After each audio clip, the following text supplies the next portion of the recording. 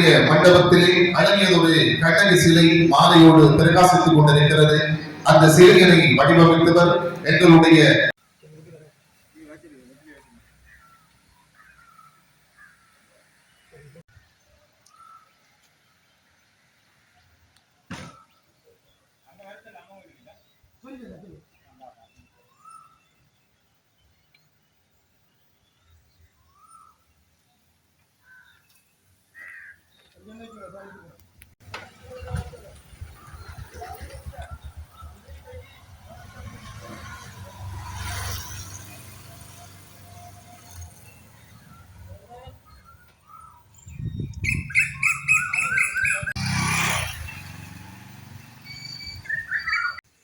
நீங்கள் எடுக்காது அண்ணன்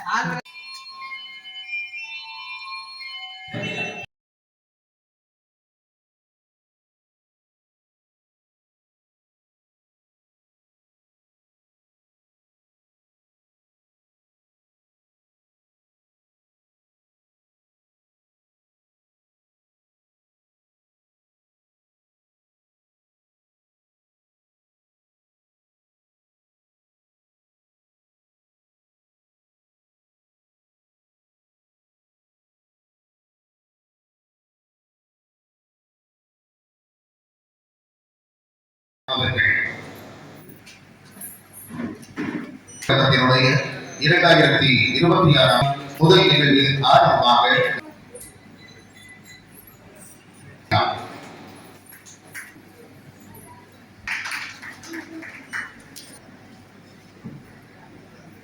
வடமராட்சியினுடைய அலுவலகத்தில் அந்த நடந்து கொண்டிருக்கின்றார் திருமதி ஈரா கிருஷ்ணகாந்தன் அவர்கள் நல்லதொரு ஆர்வமாக நடன தமிழோடு 2000 முதலாவதாக மங்கள சுடர்த்தி ஏற்றி சிறப்பிப்பது என்பது இருந்தாலும் அது சிறப்போடு இடம்பெற வேண்டும். அந்த நிகழ்ச்சி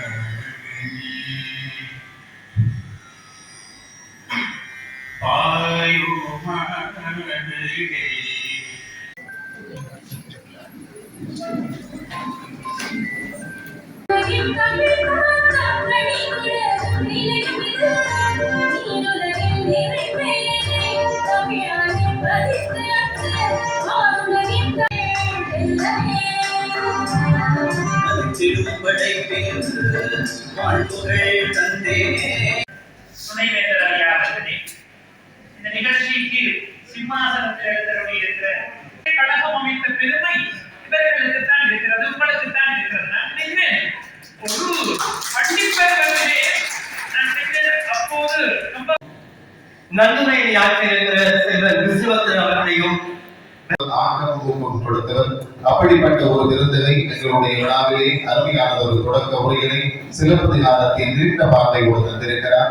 அவருக்கு இளம்பூர் கழகத்தின் சார்பிலே உயர்ந்த நன்றிகளை தெரிவித்துக் கொண்டு அகில இலங்கை இளம்பூர் கழகம் பிறவியுடன் நடத்துகின்ற சிலப்பதிகார விழாவிலே 2026 ஆண்டுக்காக திருமதி வசந்தகுமாரி கதிரவேற்பிள்ளை அவர்களால் நிறுவப்பட்ட கலைஞானகேசரி பரஞ்சோதி ஞாபகார்த்த புலமையோடி உயர் விருதினை பெற இருக்கின்றார். எங்கள் மதிப்பிற்குரிய பேராசிரியர் ஸ்ரீ சிவரேந்திராஜா அவர்கள் அந்த உயர் விருது தொடர்பான கௌரவிப்புரையினை ஆற்றுவதற்காக அகில இலங்கை இளம்பு உலகத்தினுடைய மூத்த உறுப்பினரும் ஆசிரியருமாகிய திரு சி நம்போதரன் அவர்களை அன்போடு அழைக்கின்றோம்.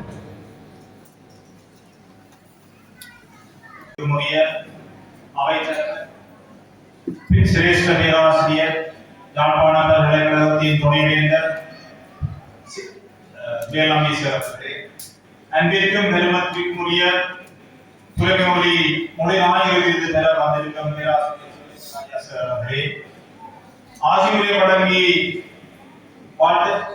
வழங்கிய பிரமசரி தியாக மையவர்த்தி அவர்களே, அன்பிற்கும் மதிப்பிற்கும் உரிய ஏனிய விருந்தவர்களே, ஏற்பாட்டு கொள்கிறே, அனைவருக்கும் எனது மாலை வணக்கத்தை சமர்ப்பிக்கின்றேன்.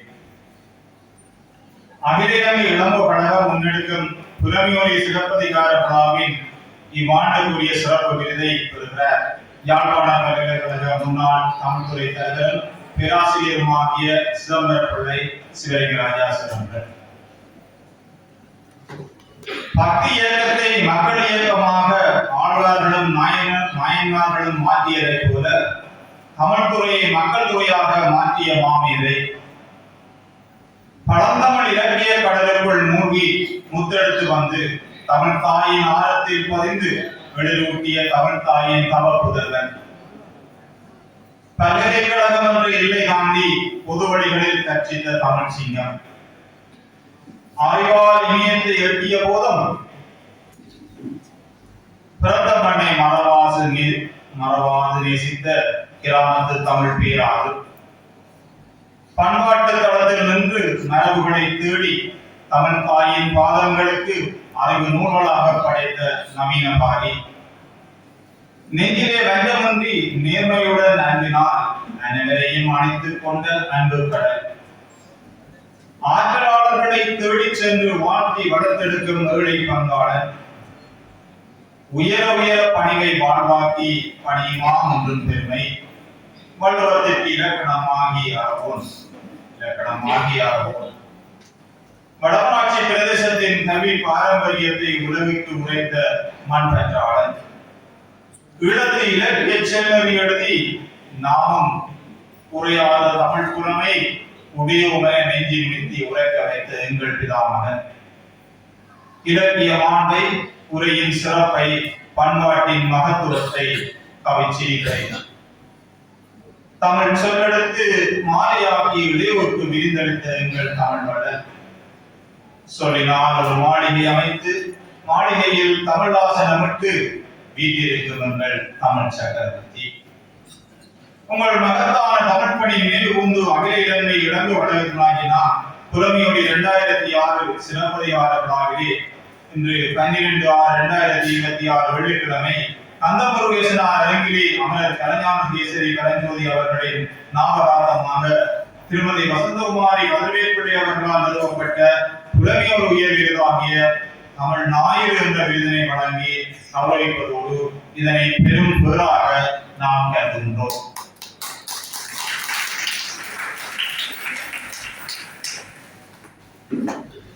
அதி அற்புதமான புலமையாளர் பேராசிரியர் ஸ்ரீ சுபலிங்கராஜா அவர்கள், பேராசிரியர் மார்க்கண்டு அவர்களை மாதிரியை அணிவிப்பதற்காக ஓய்வுநிலை அதிபர் திரு குமரன் அவர்கள் சந்தர்ப்பத்தில் அவருக்கான தமிழ் ஞாயிறு என்ற உயர்ந்த விருதினை வழங்குவதற்காக இந்திய நிகழ்வுகளை தலைமையேற்று சிறப்பித்துக் கொண்டிருக்கின்ற யாழ் பல்கலைக்கழக துணைவேந்தர் பேராசிரியர் தி.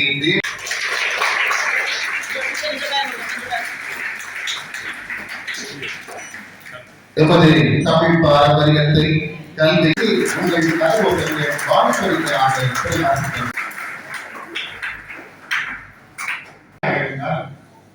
சுலபமாக இருந்தால் அடுத்த வருட விழாவில் சிலப்பதிகாரம் பற்றி ஒரு சிறப்புரையை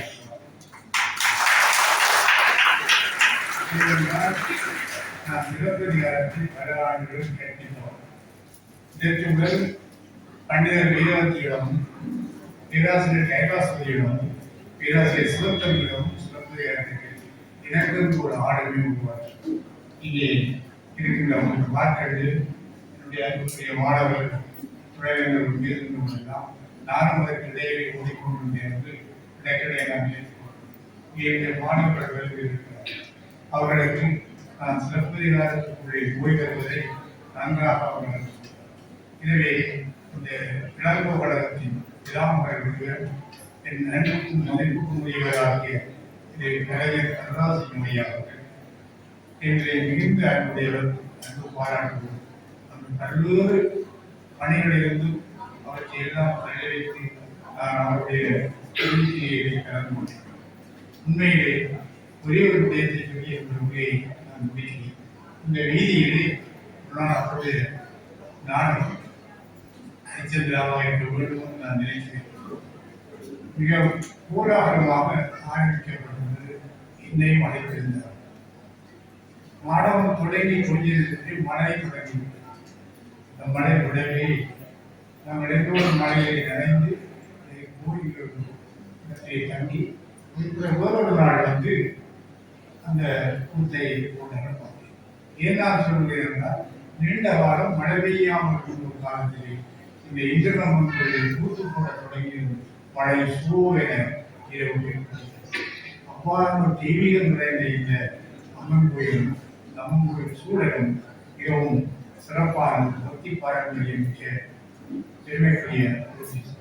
எனவே இங்கே என்னை அழைத்து எனக்கு உறவு தந்த எனக்குரிய மாணவர்கள் அகில இலங்கை வள்ளுவர் இளங்கோ கழகம் 3 பேருக்கும் கழகம் கமலுக்கு வள்ளுவருக்கு இளங்கோ மூவருக்கும் இங்கே கழகம் 3 கழகங்களுக்கும் கலந்து கொள்வதற்குரிய எனக்கு என்னுடைய முதுமை காரணமாக இந்த இளங்கோ கழகத்திலே இன்று எனக்கு மதிப்பளிக்கும் எனக்கு மற்ற மகிழ்ச்சி சிலப்பதிகாரத்தை பெற்றவர் கற்பித்தவர் என்ற வகையிலே சிலப்பதிகாரத்தை ஒவ்வொரு அணுவிலும் நான் கலந்திருக்கிறேன். அந்த விருதை எனக்கு தந்த அந்த மந்திரத்துக்கு என்னுடைய நன்றியை வாழ்த்துக்களையும் பாராட்டுகளையும்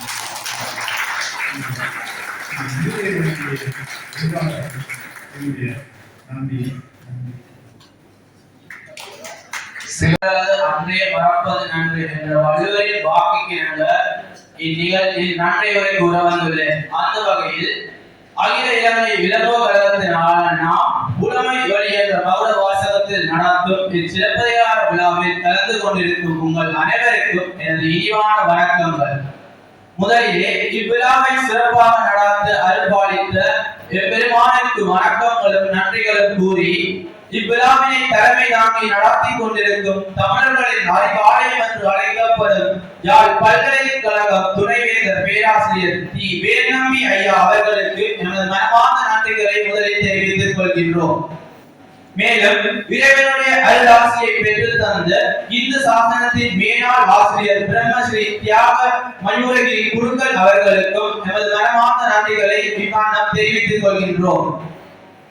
மேலும் தொடக்க உரையை ஆற்றிய தென்மராட்சி இலக்கிய அணியின் ஸ்தாபித அமைப்பாளரும் பேராசிரியர் மார்க்கண்டு ஐயா அவர்களுக்கு எமது நன்றிகளை தெரிவித்துக் கொள்கின்றோம். மற்றும் வரவேற்பு நடனத்தை வழங்கிய செல்விகள் சி அபிஷியா, கு சதுஷ்னா, ஆர் சரணியா, தக்ஷயா, சக்தியா மற்றும் ஷர்மிகா ஆகியோர்களுக்கும் இந்நடன அவர்களுக்கும் எனது மனமார்ந்த நன்றிகளை தெரிவித்துக் கொள்கின்றோம்.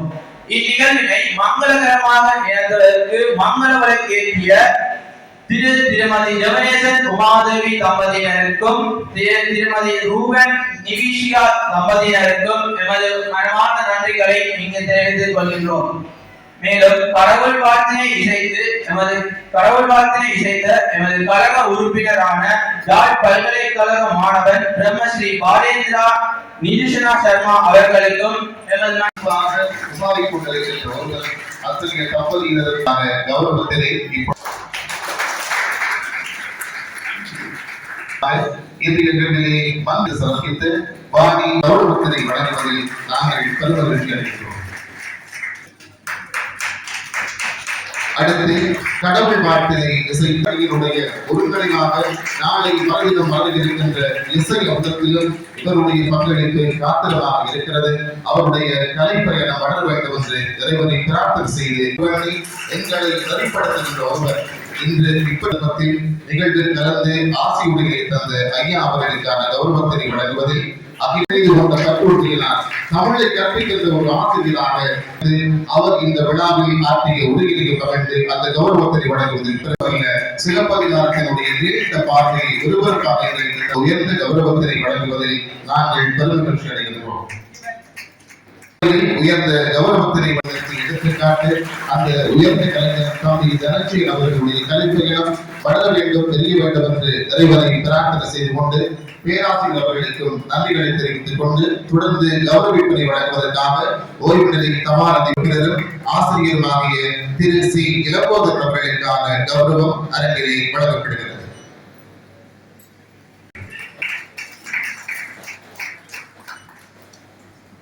பட்டிமண்டபமும் இடம்பெற இருக்கின்றது என்ற நல்ல செய்தியோடு இதுவரையில் உயர்ந்த கௌரவத்தினை பெற்றுக்கொண்டு எங்களுடைய அகில இலங்கை இளங்கோ கழகத்தின் சார்பிலே நன்றிகளை தெரிவித்து மகிழ்கின்றோம்.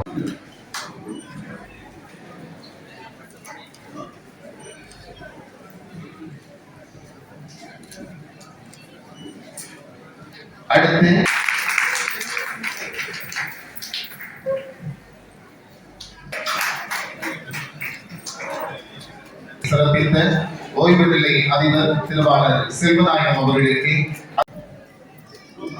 இந்த கழகத்தினுடைய பெருந்தலைவராய் என்னுடைய குருநாதனாய் எங்களை எல்லாம் பேச வைத்து பார்க்கின்ற பெருந்தகையாய் இருக்கக்கூடிய அதீசவர்களே, தமிழினுடைய ஒரு தலைமகனாய் யாழ் பல்கலைக்கழகத்தின் பேராசிரியராய் இருக்கக்கூடிய சிவலிங்கராஜாசன் அவர்களே,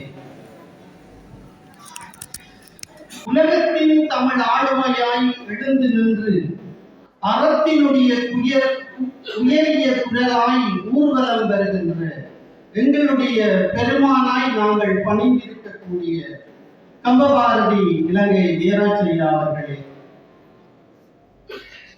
எல்லாவற்றுக்கும் மேலாக எங்களோடு வாழ்ந்து கொண்டிருக்கக்கூடிய எங்கள் எல்லோருக்கும் ஆசீர்வாதமாய் அமைந்திருக்கக்கூடிய எங்கள் கழகத்தினுடைய பிதாமகர் கருணாஜசிங்கம் அப்பா, இன்னும் இங்கு கூடியிருக்கக்கூடிய பெரியோர்களே, தாய்மார்களே, அறிஞர்களே, நலவிரும்பிகளே, உங்கள் அத்தனை பேரையும் தனித்தனி முக்கரிபொழிந்து வடித்தொன்றாய் கூட்டி சர்க்கரையும் கற்கண்டின் பொடியும் மிக கலந்து இனித்தனர் தேசியத்து இளம் சூட்டி இறக்கி எடுத்த சுவை கட்டியினும் இனித்திடும் நம் தமிழாம் செந்தமிழால். இன்றைய தினத்திலே சிந்தனை அரங்கோடு உங்களை சந்தித்தேன். இந்த சிந்தனை அரங்கு என்பது உண்மையில் ஏதாவது ஒரு நல்ல விடயத்தை உங்களுக்கு புகட்ட வேண்டும் என்ற உயரிய நோக்கோடு அமைக்கப்பட்டது. அந்த அடிப்படையிலே இந்த சிந்தனை அரங்கத்தினுடைய தலைப்பாக இன்றைய இளைய தலைமுறையினரிடத்தில் பெரிதும் புகட்ட வேண்டியது மொழியின் சிறப்பே, தனிமனித ஒழுக்கமே, பண்பாட்டின் மகத்துவமே, மண்பற்றே, இன வரலாறே என்று அமைந்திருக்கிறது.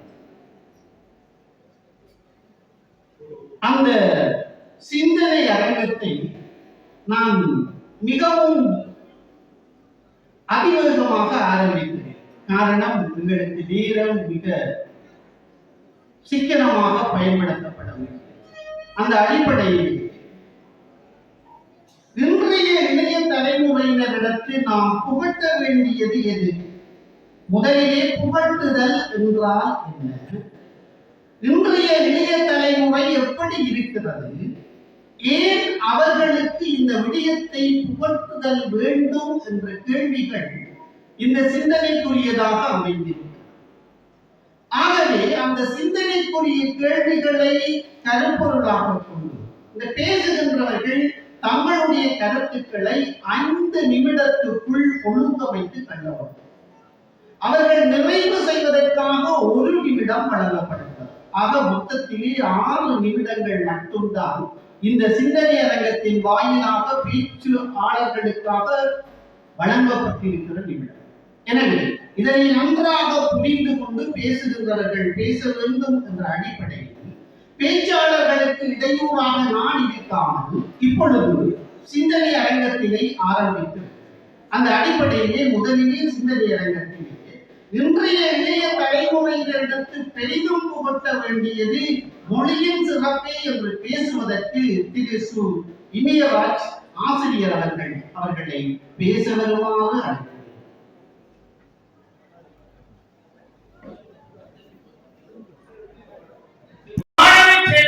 கூடியிருக்கிறார்கள், அவர்களுக்கும் இங்கே விதைக்க இருக்கிறது. நடுவர் அவர்களே, மொழி என்பது வெறும் தொடர்பான கல்வி அல்ல. அது ஓர் இனத்தின் அடிவாரம், பண்பாட்டின் களஞ்சியம், வரலாற்றின் சான்று.